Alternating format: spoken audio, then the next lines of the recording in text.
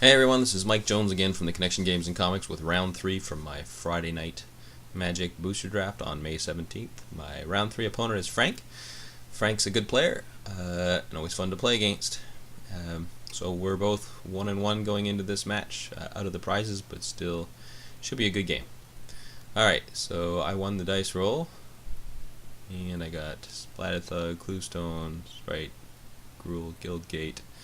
Act of Treason looks like this is a playable hand. Could use an island, but I've got the Cluestone there, so play the Guildgate and say go. Frank plays Swamp, go. Draw the Nivix Guildmage there, which I'm not going to be able to play because I don't have the island. Pass turn back. So we got Demir on the other side, blue-black. Frilled Oculus, and something else that needs blue, can't play it. Alright, so let's drop the... we'll throw the Splatter Thug down. Unleash. So we have a 3/3 first strike. That seems like a good start.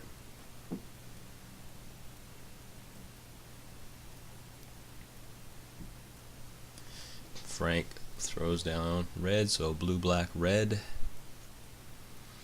And Pilfered Plan. So I mill 2, he draws 2.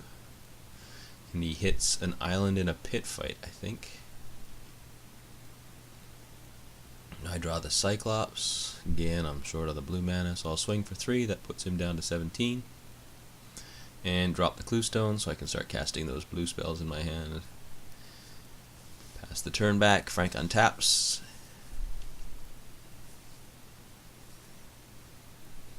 And drops.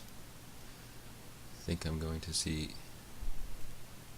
He's just trying to decide how to use his mana. I think he plays a Basilica Screecher here, which I'm not too concerned with at this point. Yeah, there's the Screecher.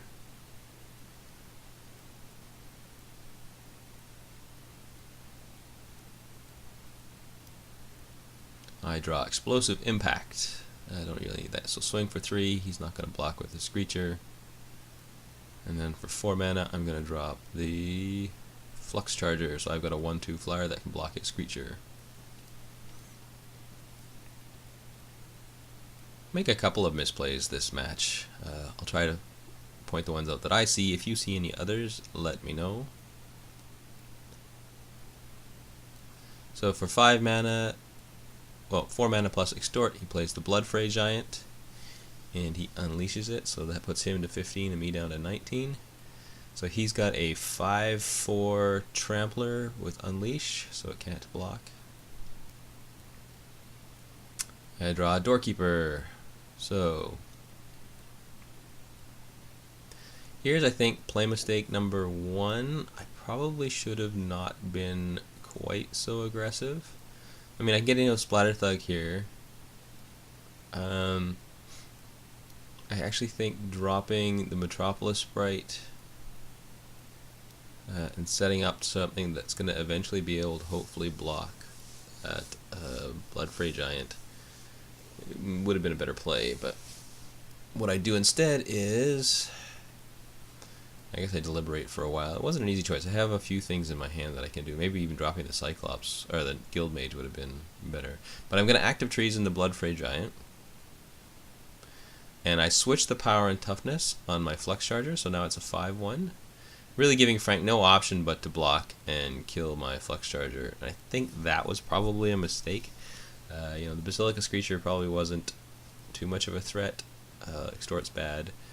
But if I had left my Flux Charger back and put some more creatures on the board, I might have been able to start getting in front of that Bloodfray Giant instead of not having the Flux Charger at all. Which is the case now, so it's my Unleashed creature versus his, and his is bigger. Somehow I got into aggression mode. So anyway, I got him down to 7 at least. I'm still at 19 for the time being. He plays another land, 4 mana for Call of the Nightwing. He's going to put out here. So he puts a 1/1 flying horror token into play, and he ciphers that onto the Bloodfray Giant. I've got no blockers, so he's going to have 2 horror tokens. That takes me down to 14. I untap. Draw into a Simic Guildgate. So I'm getting closer to having Explosive Impact mana, but not quite there yet. So get in there with the Splatter Thug, he chumps with one of his horror tokens. And blue, red, and I'm going to drop, I think I dropped the Metropolis Sprite, that way I can block his horror token. I'm not going to throw the Guild Mage in front of the Flux Charger yet anyway, so this gives me at least one profitable block.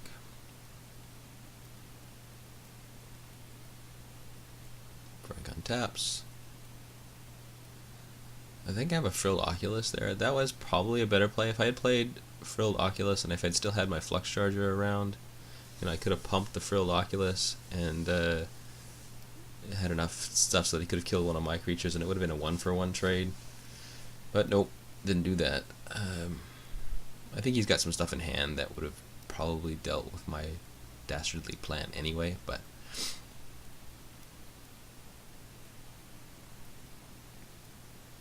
so I untap here, and this is major play mistake number 1 is, so I draw a Rune Wing. That's the 2/2 flyer that when he dies you draw a card. And here I get really aggressive for some reason. I have no reason to be aggressive. I should definitely be on the defensive at this point in the game. I get in with the Splatter Thug because why not? He can't block anyway. But I swing with Metropolis Sprite, which was just stupid. There was no reason to do that, and having the Metropolis Sprite back as a second blocker may have bought me at least a turn.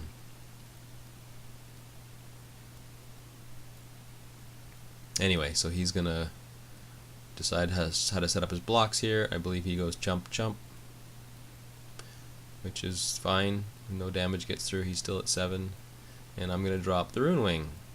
Again, probably a mistake. If I had played the Frilled Oculus, I mean, it doesn't really matter too much, I guess.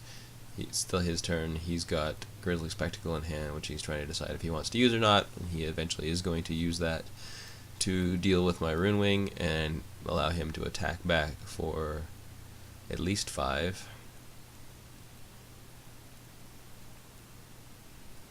As I don't keep my Metropolis Sprite untapped. So here we go. Grizzly Spectacle on the Rune Wing. Kills my Rune Wing and it's going to mill me 2. There's a question, do I draw or mill first? But look at the card for a second and realize, yeah, you definitely mill first. Because that's part of the Grizzly Spectacle resolving. And then I draw for, so he gets 2 lands off me there, which is fine, although I would have liked another land there. He untaps for his turn. So I pulled the Gorehouse Chainwalker, which is the 2/1 Unleash for 2 mana. He drops another land.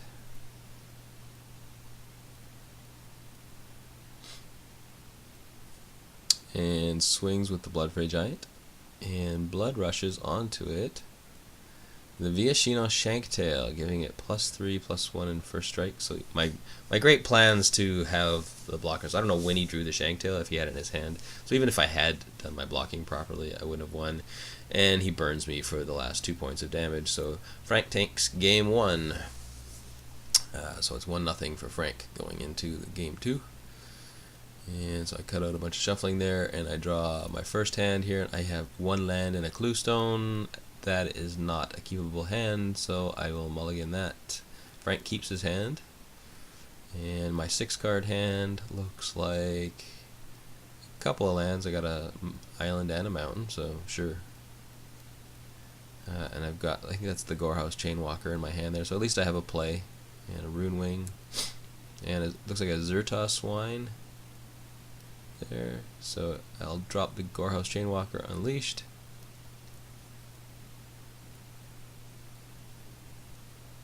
I think maybe if I had done my blocker plan and forced Frank to use the Shanktail to deal with one of my blockers. So I draw the Beetleform Mage, still don't have any green mana.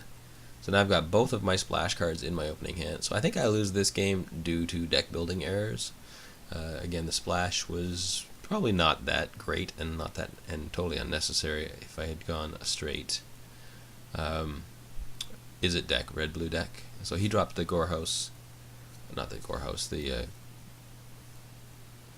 1/1 for 2 that he has Unleash. He chose not to unleash it. He decides, give him the option, but he decides not to attack there. I draw my 4th land, which is good. So I'm going to get in with that. That puts him down to 14. And drop my Rune Wing. So he's got the Rakdos key rune, which is the key rune that turns into a 3/1 first strike creature, which is probably the best key rune. Maybe the Dimir one, the blue-black 2/2 unblockables, comparable. I don't know. Depends, I guess, on your deck. Got some more land, but it's not the green land, so both the Zertos Wine and the Beetleform Mage are dead cards in my hand. The Pit Fight is going to be good here. So I attack with both. And he's trying to decide, do I Grim Roustabout and regenerate it, which is because he didn't unleash it so he can block with it, or do we activate the key rune and try and kill my Gorehouse Chainwalker? He can't block the flyer, so he's going to take 2. So I think, again, here's another play mistake coming up pretty quickly here.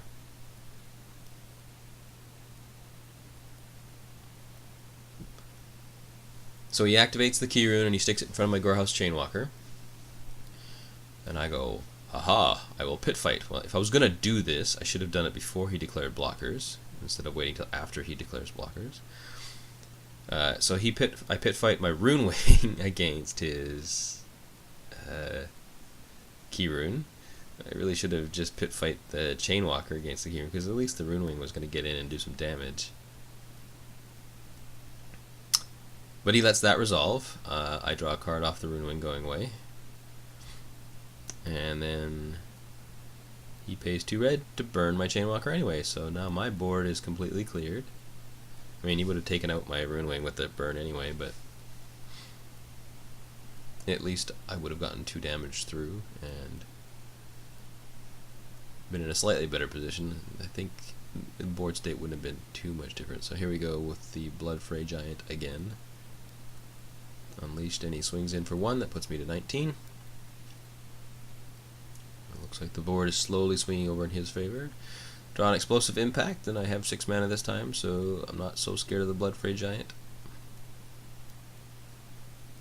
I guess I could have been worried about Counterspell here. He's got the mana up for it. But I don't think he was playing a control-y kind of deck, so I'm just going to Explosive Impact the Bloodfray Giant, take 1 off the Grim Roustabout. And I've got 2 dead cards in my hand. I can't cast either of them till I hit a green source. And he drops Balustrade Spy. I mill a land off the top. Well, look at that. It was one of my 3 green sources in the deck. And then he drops the Bomber Corp. And I draw a Doorkeeper. Something I can play at least. It's going to get in front of the Bomber Corp or the Grim Roustabout. Prevent 1 damage at least for a little while.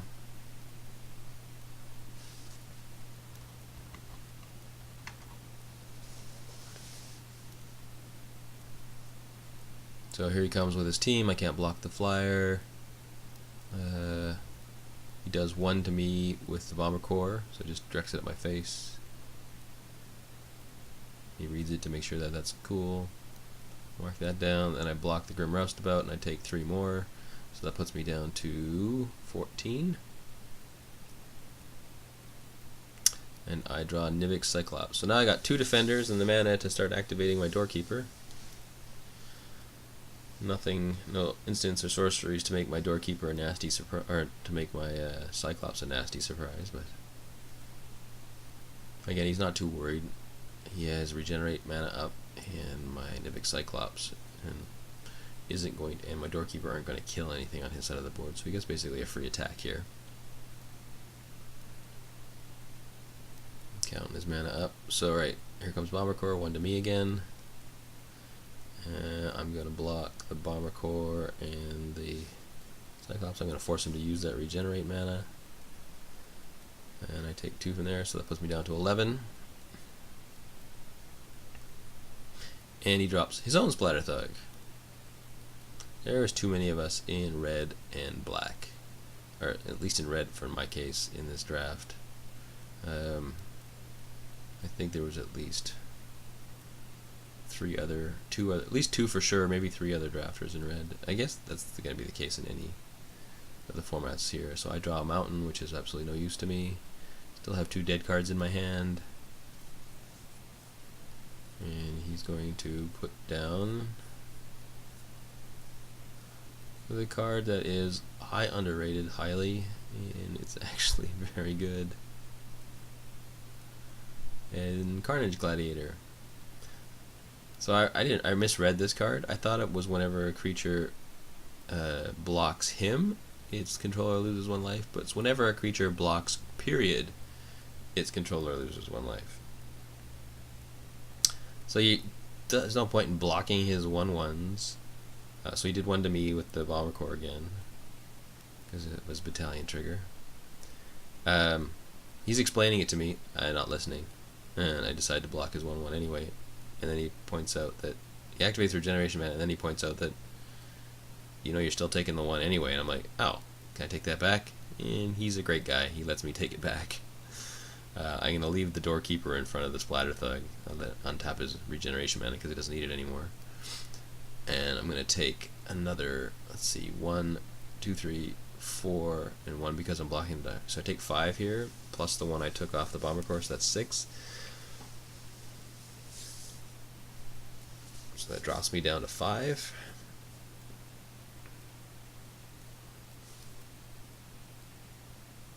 And end of turn, I'm going to mill him for 2. I get a couple of lands there, I'm pretty sure. So I drop my Nibix Guildmage. Immediately try to use him to find a green source, so I can start getting some profitable blocks in. I don't think it matters. I think he has lethal enough on the board next turn. I believe the Carnage Gladiator also has Regenerate for 3 mana. So I draw that. I drew my own Splatter Thug. I don't have enough mana to cast it, so I discard the Beetle Form Mage because he's not coming out anyway. He untaps, draws, and swings with the whole team, because why not? Because I'm going to lose. This is basically, I have no win here. He's got, if I block all his guys, I still take 5 damage from the Carnage Gladiator. So yeah, I just scoop. Good game, Frank.